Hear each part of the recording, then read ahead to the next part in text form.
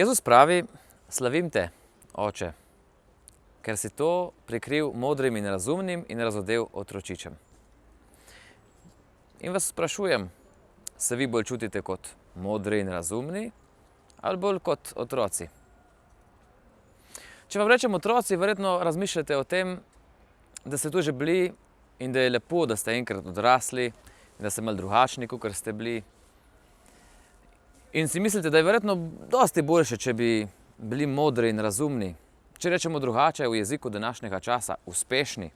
Se pravi, če ste dosegli kakšno diplomo, če imate kakšen doktorat mogoče, če ste odkrili kakšno zdravilo proti raku, ali pa če ste recimo vsaj za kakšno stvar prekašali vašega soseda, da imate boljšo hišo, da imate boljši avto, da imate boljšo službo, ali pa vsaj boljšo plačo.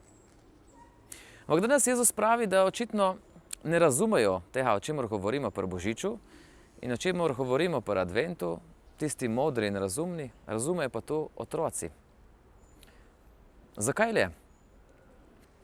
Ker modri, razumni in uspešni ljudje si mislijo, da postanejo vredni za nekoga šele takrat, kadar nekaj dosežejo. Se pravi, kadar pridejo do tistega svojega cilja, ki so si ga zadali v življenju, da jih bo nekdo pohvalil. Otroci tega ne rabijo. In razmišljam, ali je potem človek res vreden šele takrat, kadar nekaj doseže. Ali je vreden že sam po sebi. Tudi kadar je revež ali pa, recimo temu, ubog človek. Ma kdaj se pravzaprav mi čutimo zares vredne ljudi?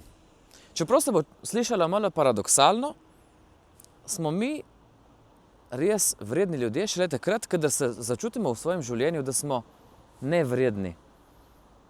Kadar recimo dobimo nekaj, za kar smo prepričani in vemo, da si tega nismo zaslužili z nobenim našim dejanjem, z nobeno našo zaslugo. Kadar recimo pridemo na vrh nekega hriba in se zazremo dol na prekrasen razgled in ostanemo brez besed. Tako čudno, kakor je to, se mi zdi, da je čuden tudi čudež Božiča. Takrat, kadar človek začuti, da je nevreden, pravzaprav odkrije svojo lastno vrednost. Ker dobi nekaj velikega v svojem življenju, čeprav tega sploh ni vreden, čeprav se tega sploh ne zasluži.